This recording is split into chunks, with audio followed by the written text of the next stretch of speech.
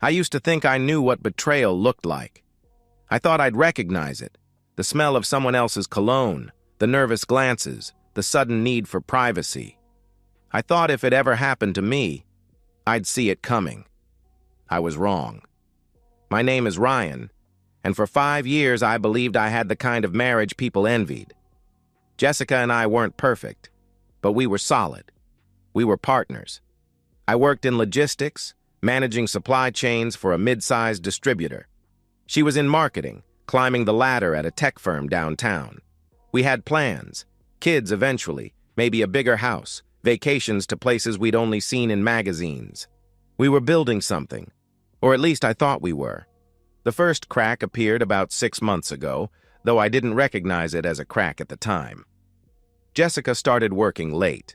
Not occasionally, constantly. Monday nights became Tuesday nights, became entire weeks where I'd eat dinner alone, fall asleep alone, and wake up to find her side of the bed still made because she'd crashed on the office couch. Or so she said. Her text would arrive around 7. "Big project, babe. Don't wait up. Another night. Another message. Boss needs this done by morning. Overtime pays well.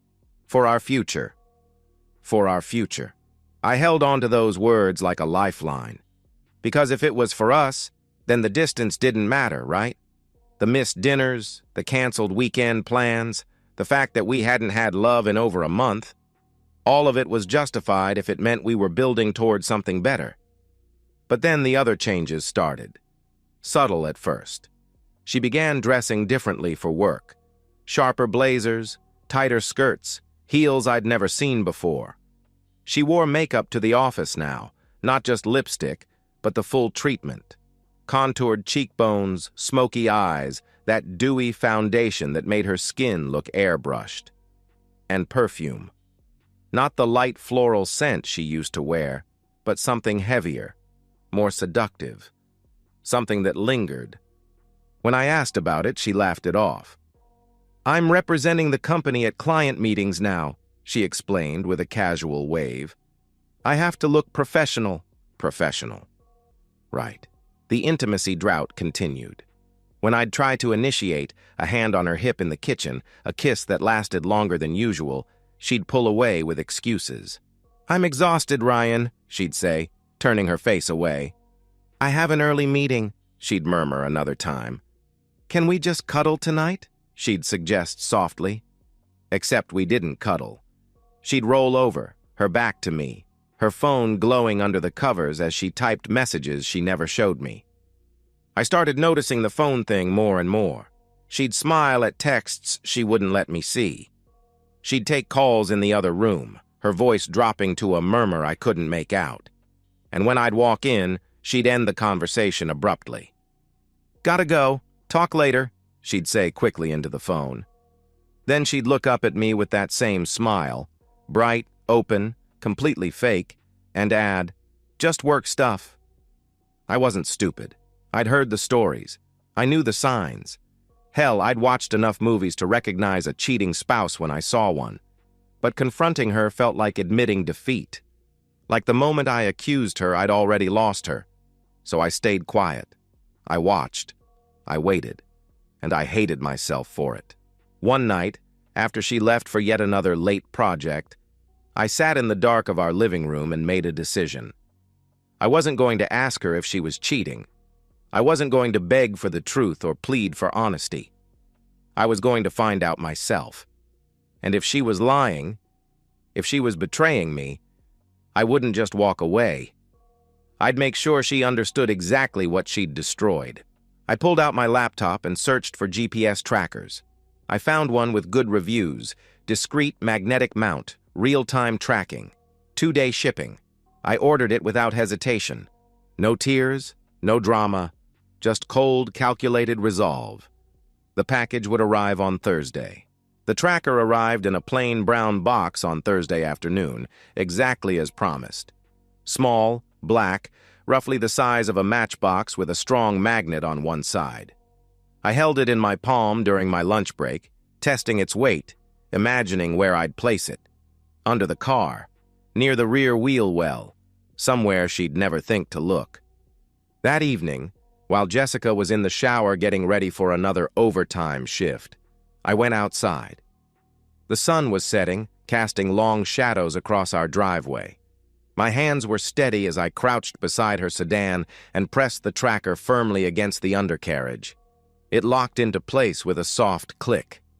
I stood, brushed off my hands, and walked back inside like nothing had happened.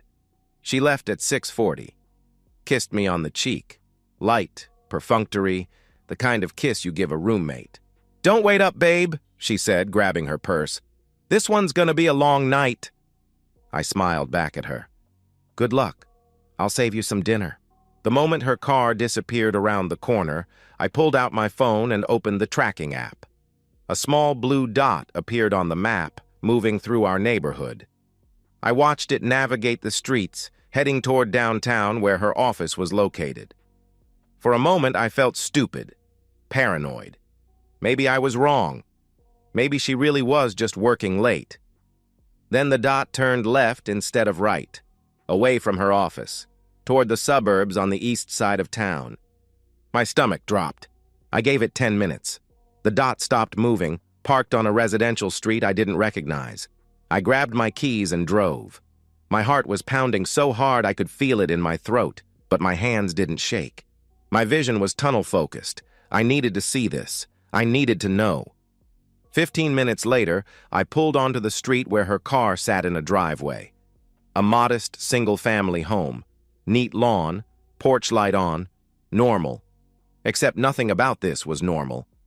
I parked a block away and walked, keeping to the shadows. The blinds in the front window were partially open, just enough. The lights inside were warm, golden. I crept closer, my breath shallow, my pulse hammering in my ears. And then I saw them, Jessica, in the bedroom, with a man. She was on top of him, her hair falling loose around her shoulders, her head thrown back in a way I hadn't seen in months, maybe longer. The man beneath her was older, mid-40s, fit, graying at the temples. I recognized him. I'd seen him once when I picked Jessica up from work, her manager, the guy she'd mentioned in passing. "Oh, Dave?" she'd said that day, so casually. "He's harmless. Just my boss." Harmless. I stood there, frozen, watching through that window like it was a screen, and this was someone else's life. Clothes scattered on the floor, his hands on her hips, her mouth on his, the way she moved, urgent, desperate, alive. I couldn't look away. I couldn't breathe. My first instinct was to kick the door in, to drag him out by his throat and make him bleed, to scream at her, to demand answers, to burn everything down right there. But then something stopped me. A voice in my head, quiet but firm. "Don't. Not yet. If you do this now, you lose. You look like the bad guy. You get arrested. She plays the victim. Think." I turned and walked back to my car. My legs felt like they weren't mine. I sat in the driver's seat, hands gripping the wheel, and just breathed. In, out, in, out. My chest was tight, my vision blurred, but I didn't cry. I didn't scream. I didn't break. I pulled out my phone and opened the Notes app. I started typing. Evidence, timeline, names, dates, locations. I needed proof. I needed leverage. And more than anything, I needed her to feel exactly what I was feeling right now. Not just guilt, not just regret, humiliation, public, irreversible humiliation. I drove home, poured myself 3 fingers of whiskey, and sat at my laptop. I researched live streaming platforms, screen recording software, WhatsApp group settings, cloud storage for video evidence. I wasn't done. I was just getting started. For the next 2 weeks, I became a ghost in my own life. I smiled at Jessica over breakfast. I asked about her day. I kissed her goodbye like nothing had changed, and she bought it. Every single lie she swallowed whole. Why wouldn't she? I was playing the role of the oblivious husband to perfection, but behind the mask, I was building a case that would make a prosecutor weep with envy. Every night she left for overtime, I tracked her. Same house, same time window, usually between 7 and 10 p.m. I documented everything. Screenshots of the GPS data with timestamps, cross-references with her work calendar, which she synced to our shared Google account. Rookie mistake.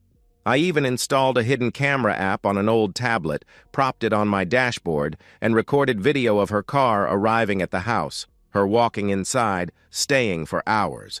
Irrefutable. I also pulled up her company's website and confirmed that her manager, Dave Richardson, was indeed listed as the senior director of marketing. Married, 2 kids. His LinkedIn showed family photos. His wife, Jennifer, blonde and smiling, holding their daughters on a beach somewhere sunny. I wondered if Jennifer knew. I wondered if she'd thank me later. But documentation wasn't enough. I didn't just want evidence. I wanted impact. I wanted the people she cared about, the people who thought she was a good girl, who believed she could do no wrong, to see exactly who she was, to witness it in real time, no spin, no excuses, just raw, undeniable truth. Jessica's family was tight-knit. Her parents, Linda and Robert, were traditional Catholics, the type who still went to Sunday Mass and believed in the sanctity of marriage. Her younger sister, Emily, idolized her. Her older brother, Henry, was protective, the kind of guy who'd throw punches first and ask questions later. They all thought I was lucky to have her, that I'd somehow won the lottery marrying their perfect daughter. I was about to shatter that illusion. I created a WhatsApp group but didn't send the invite yet. I titled it Family Emergency, vague enough to compel immediate attention. I added Linda, Robert, Henry, Emily, her 2 closest cousins, even her favorite aunt. 14 people total. I drafted the message, I need you all to see something. I'm sorry, but this is the truth. I didn't hit send. Not yet. I was waiting for the perfect moment. I also tested live streaming platforms. I created a burner account, streamed my own living room to make sure the video quality was clear, the audio worked, the link generated instantly. I practiced the timing. Start the stream, create the group, drop the link, wait. I even scripted potential responses. If anyone texted me during, I'd keep it short, calm, factual. I'd simply say, watch the video, you'll understand. No emotion, no hysteria, just cold, hard truth. The final piece was timing. I couldn't do this on a random Tuesday. It had to be a night when Jessica felt safe, when she thought I was clueless, when she'd let her guard down completely. So I waited. I watched her patterns. And then, finally, the opportunity came. Friday night, 3 weeks after I'd first discovered the affair. She told me she had a late project and wouldn't be home until 11. She even apologized. "I'm so sorry, babe," she said, touching my arm gently. "I know it's been a lot lately. I promise it'll slow down soon." I smiled back at her. "It's okay. I'll be here when you get back." She kissed me, another hollow, meaningless gesture, and left at 6:30. I gave her 20 minutes to make sure she was settled at Dave's house. Then I grabbed my phone, got in my car, and drove. I parked down the street from Dave's place, close enough to see the bedroom window but far enough to stay hidden. The lights were on. The blinds were cracked open, just like all the other times. I opened the live streaming app, angled my phone toward the window, and adjusted the zoom. I could see them clearly now. Jessica, Dave, kissing, undressing, moving together in that familiar, sickening rhythm. I took a breath. Then I hit Start Stream. 8:47 p.m., showtime. The video feed was grainy but clear enough. The camera captured the bedroom window perfectly, 2 figures silhouetted against the warm light, their movements unmistakable. I adjusted the zoom slightly, bringing their faces into sharper focus. Jessica, Dave, kissing, her hands in his hair, his hands on her waist, sliding under her shirt. The audio wasn't perfect, but it picked up enough. Faint laughter, the creak of the bed, a low moan that made my stomach turn. I stared at the screen for a moment, my thumb hovering over the WhatsApp icon. This was it. the point of no return. Once I sent this, there was no taking it back, no explaining it away, no damage control. Good. I opened WhatsApp, created the group, and added every contact I'd prepared. Linda, Robert, Henry, Emily, the cousins, the aunt, 14 people total. I typed the message. I need you all to see something. I'm sorry, but this is the truth. I pasted the live stream link. I hit send. 8:51 p.m. For a few seconds, nothing happened. Then the group exploded. Emily's message appeared first. What is this? Linda's message came next. Ryan, what's going on? What am I looking at? Then Henry. Is that Jessica? I didn't respond. I just watched the messages flood in, one after another, faster and faster. Robert's message was in all caps. Stop this! Stop this right now! Her Aunt Carol typed quickly. Oh my God! Oh my God! Is this real? Her cousin Sarah responded. I'm going to be sick. The messages turned frantic. Questions, denial, anger, horror. Linda was calling Jessica. Henry was calling Jessica. Emily was calling me. My phone buzzed non-stop in my hand, but I silenced it. I kept the stream running. On screen, Jessica's phone lit up on the nightstand. Once, twice, 3 times. She ignored it at first, too lost in the moment to care. But then it didn't stop. Buzz, buzz, buzz. She paused, confused, and reached for it. I watched, through the window and through the reactions flooding the group chat, as her entire world detonated. She unlocked the phone. Her face went white, completely, utterly white. She sat up abruptly, pulling the blanket over herself, staring at the screen like it had just delivered her death sentence. Dave was asking her what was wrong, his voice muffled through the glass. She didn't answer. She just kept scrolling, reading, her mouth open, her hands trembling. The group chat was a war zone now.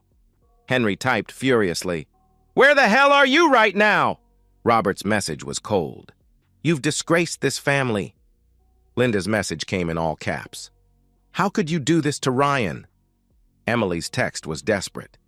Jess, please tell me this isn't real. Please. Jessica finally answered Emily's call.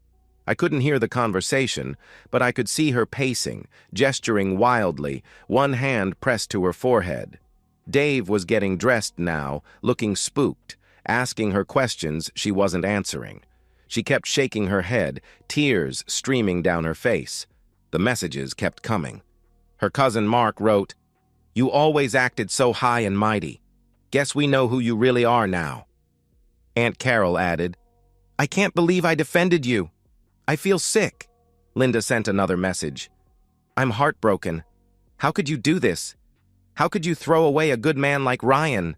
Robert's final message was brutal. Don't come home. You're not welcome in this family anymore. Jessica was sobbing now, full-body sobs that shook her shoulders. Dave was trying to calm her down, but she pushed him away. She grabbed her clothes off the floor, pulling them on with shaking hands, her phone still clutched in one fist. I ended the stream at 9:14 p.m. 23 minutes of footage, more than enough. I took screenshots of the group chat. Over 200 messages now, most of them condemning her, some of them cursing her out, a few from Linda that just said, I'm heartbroken. I saved everything to the cloud. Then I drove home. I didn't speed. I didn't blast music. I just drove. Hands steady on the wheel, jaw clenched. My mind eerily calm. By the time I pulled into the driveway, my phone had 47 missed calls. I ignored all of them. I walked inside, locked the door, and started packing Jessica's things. Clothes, shoes, toiletries, makeup. Everything went into black trash bags. I worked methodically, room by room, until there was nothing left that belonged to her. I dragged the bags to the front lawn, 7 in total, and left them there in a neat pile. Then I changed the locks. It took me 40 minutes. By the time I finished, it was 10:03 p.m. At 10:41 p.m., Jessica's car pulled into the driveway. I watched from the window. She got out slowly, like she was moving through water, and stopped when she saw the bags. She just stood there, staring at them, her face pale under the streetlight. Then she walked to the door and tried her key. It didn't work. She tried again. Nothing. She started banging on the door. "Ryan! Ryan! Open the door! Let me explain!" she shouted, her voice breaking. I didn't move. "Please!" she screamed, her voice cracking. "I'm sorry! I'm so sorry! Just let me in! We can fix this!" I opened the door just wide enough to look her in the eye. My voice was calm, flat. "There's nothing to fix," I said evenly. "You're done. Get your stuff and leave."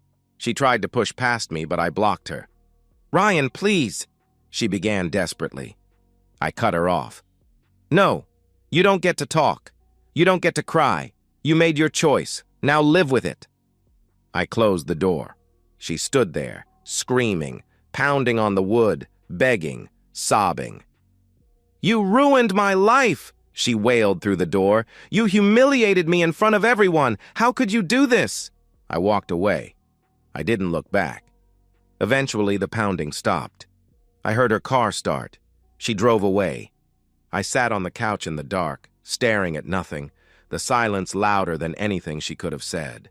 The next 72 hours were chaos, but I stayed in the eye of the storm. Jessica tried everything: texts, calls, emails. One message read, "Ryan, please, we need to talk. I made a mistake. I can change. Please don't do this." I blocked her on everything: phone, social media, email. I didn't want her explanations. I didn't want her apologies. I wanted her gone. But her family reached out. Linda called me the next morning, Saturday, crying so hard she could barely speak. "Ryan, I'm so sorry," she sobbed into the phone. "I had no idea. She's not who I thought she was." Her voice broke. "You deserved better. You deserved so much better." I thanked her for the call and made it clear I was done. "I appreciate that, Linda," I replied quietly. "But I can't stay in this marriage. I'm filing for divorce." "I understand," she whispered back. "I'm sorry for all of it." Robert sent a text later that day. It was short and direct. "You were a good husband. She threw it away. That's on her." Henry reached out on Sunday. His message was supportive. "You did the right thing, man. I can't believe she did that to you. If you need anything, a place to crash, someone to talk to, I'm here." Even Emily, who'd tried to defend Jessica at first, went silent after I sent her the full evidence: GPS logs, timestamps, video clips, screenshots of Jessica's lies. She responded hours later with just 3 words: "I'm so sorry." Jessica, meanwhile, was unraveling. She moved in with a friend temporarily, but word spread fast. The live stream link had leaked beyond the family group. Someone shared it, probably Henry or one of the cousins, and now people at her job knew. HR got involved. Jessica and Dave were both placed on administrative leave, which is corporate code for "we're building a case to fire you." Dave's wife, Jennifer, found out within 48 hours. I don't know who told her, maybe someone from Jessica's family, maybe a coworker, but she knew. She filed for divorce immediately. She took the kids. She took the house. She took everything. Dave tried to contact me on Tuesday, 3 days after the live stream. His email was pathetic, offering money, begging me not to make this worse. I didn't respond. A week later, he quit and moved 2 states away. His wife wouldn't let him see the kids. His reputation was destroyed. He was done. Jessica's parents disowned her. Robert told her not to come to family gatherings anymore. Linda stopped answering her calls. Henry was disgusted. Emily was conflicted, but ultimately sided with the family. Jessica was exiled, cut off, alone. She tried reaching out to mutual friends, but I'd already told them the truth. I'd shown them the evidence. No one wanted to get involved. No one wanted to be associated with her. I moved forward with the divorce. I hired a lawyer on Monday, filed the papers on Wednesday using the video and GPS data as evidence of adultery. In our state, infidelity affects asset division. Jessica's lawyer tried to negotiate, but my evidence was airtight. She had no leverage, no defense, nothing. The divorce was finalized 4 months later, in early March. She got nothing. No alimony, no split of my retirement, no claim to the house, which had been in my name from before the marriage. She signed the papers without a fight. She'd already lost everything else. I didn't celebrate, I didn't gloat, I just moved on. I went to work, came home, hit the gym, watched TV, went to bed. Friends checked in on me. "You doing okay, man?" they'd ask. "I'm fine," I'd answer. And in a way, I was. I wasn't happy, but I wasn't destroyed either. I was just numb. One Saturday afternoon in April, 2 months after the divorce was final, I was sitting in my backyard, drinking a beer, staring at the sky. My phone buzzed. A text from Emily popped up on the screen. "She's in bad shape. Just thought you should know." I read it, didn't respond, deleted it. I took another sip of beer. Jessica's downfall wasn't my responsibility. She'd made her choices. She'd lied. She'd cheated. She'd destroyed what we had. And when the consequences came, she couldn't handle them. That wasn't my problem. I leaned back in my chair, closed my eyes, and let the sun warm my face. For the first time in months, I felt light. It's been 6 months since the divorce was finalized. 6 months since I signed those papers and walked out of that courthouse a free man. I'm sitting in my living room on a Friday night, alone. The house is quiet, too quiet sometimes. But it's my quiet. No lies, no betrayal, no pretending. I think about Jessica sometimes. Not because I miss her, but because I wonder if she ever really loved me, or if I was just convenient. A placeholder. Someone to pay half the bills while she figured out what she really wanted. I heard through the grapevine that she moved to another city, changed jobs, cut off contact with most of her old life. Good. She should. She burned every bridge she had. There's nothing left for her here. Some people think I went too far. A few mutual friends called me cruel, said I humiliated her unnecessarily. I don't care. She humiliated herself. I just made sure the right people saw it. And honestly, I'd do it again. Because the alternative, confronting her privately, giving her a chance to lie, to manipulate, to play the victim while I looked like the crazy, jealous husband, that would have destroyed me worse than the betrayal itself. This way, I controlled the narrative. I had the proof. I had the power. But power doesn't fill the empty side of the bed. It doesn't make the house feel less lonely. I'm not bitter exactly. I'm just realistic. I know trust is something I might never fully give again. I know the next woman I date, if there is a next woman, will have to deal with the fact that I've been burned, that I'll always be watching for the signs. And maybe that's not fair to her, but it's the reality I live in now. I'm not damaged. I'm just cautious, guarded. I've learned that love isn't enough if it's built on lies. That partnership means nothing if one person is only pretending. And that sometimes the only way to protect yourself is to burn the bridge before someone else can push you off it. Was it worth it? The live stream, the public humiliation, the scorched earth revenge. I don't know. It didn't make me happy. It didn't bring me peace. But it gave me something. Control.